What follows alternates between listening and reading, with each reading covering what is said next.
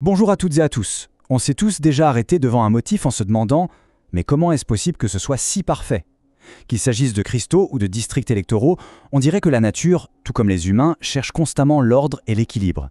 Aujourd'hui, justement, on va explorer un algorithme magnifique qui transforme le chaos en un arrangement, presque parfait.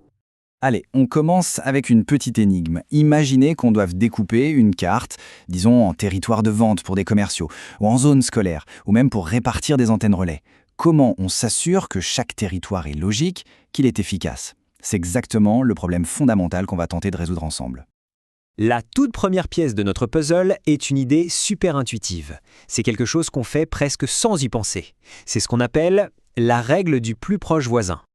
Ce concept a un nom un peu savant, un diagramme de Voronoi, mais le principe, vous allez voir, est très simple. On part d'une poignée de points qu'on va appeler des sites. Et à partir de là, on dessine une carte où chaque petite parcelle, chaque cellule, regroupe tout ce qui est plus proche d'un site donné que de n'importe quel autre. Donc, la règle qui en découle est d'une clarté absolue. Chaque point à l'intérieur d'une cellule est, par définition, plus proche de son propre site que de tous les autres. Et les frontières, elles, se forment exactement là où un point est pile à la même distance de deux sites. C'est une division de l'espace qui est purement logique. Mais il y a un mais. Le truc, c'est que si nos sites de départ sont placés un peu n'importe comment, au hasard, la carte qui en résulte peut être un vrai fouillis. Toutes les divisions ne se valent pas, loin de là. Notre quête, c'est donc de trouver la division la plus équilibrée, la plus harmonieuse possible. Et là, cette image illustre parfaitement le problème. À gauche, c'est le chaos. Des cellules minuscules, d'autres immenses, des formes complètement biscornues. À droite, c'est notre objectif. Un bel arrangement, régulier, harmonieux, qui fait presque penser à un nid d'abeilles. La question, c'est comment on passe de la gauche à la droite? Pour ça, les mathématiciens ne jugent pas à l'œil. Non, ils ont une méthode bien précise, ce qu'on appelle une fonction objectif. En gros, c'est une formule qui va donner une note, un score, au diagramme. Un score très élevé, ça veut dire que c'est très déséquilibré. Un score très bas, au contraire, ça veut dire qu'on a un bon équilibre. Le but du jeu, c'est donc simple, minimiser ce score. Et maintenant, la solution. Et vous allez voir, elle est d'une élégance remarquable. Ça s'appelle l'algorithme de Lloyd. On peut imaginer ça comme une sorte de danse, un ballet où les points vont petit à petit se déplacer pour trouver leur position parfaite. Le processus est super simple. D'abord, pour chaque cellule, on calcule son centre de gravité, son centroïde. Ensuite, on prend le point de départ, le site, et on le déplace pile à cet nouvel endroit. Et puis, on recommence. C'est juste une boucle qui s'améliore à chaque passage.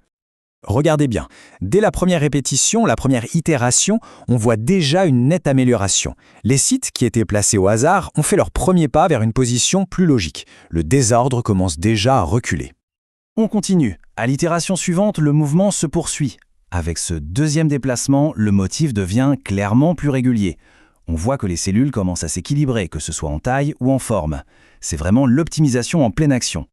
Après plusieurs répétitions, les mouvements deviennent de plus en plus petits, presque imperceptibles. C'est parce que les sites ont trouvé leur place idéale.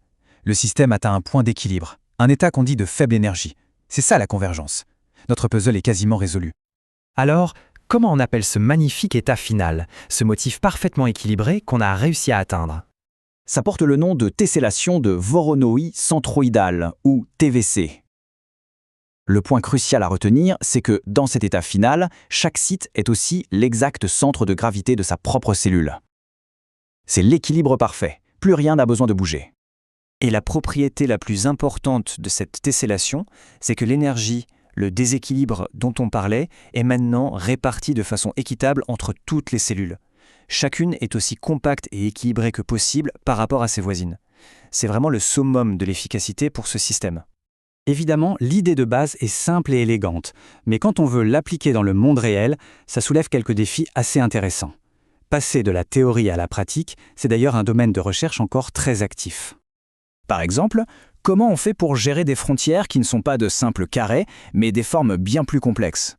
Comment on s'assure que l'algorithme trouve la meilleure solution possible, et pas juste une solution pas trop mal? Et puis, comment on peut accélérer le processus? Voilà le genre de questions que les chercheurs se posent pour améliorer et adapter cette méthode. Tout ça nous amène à une dernière réflexion. Cette idée de chercher l'équilibre avec des règles toutes simples, répétées encore et encore, ça ne se limite pas à Descartes. On la retrouve absolument partout. Alors où d'autres, dans la nature ou dans la technologie, est-ce qu'on peut observer des processus similaires qui transforment le chaos en un ordre magnifique? La question reste ouverte.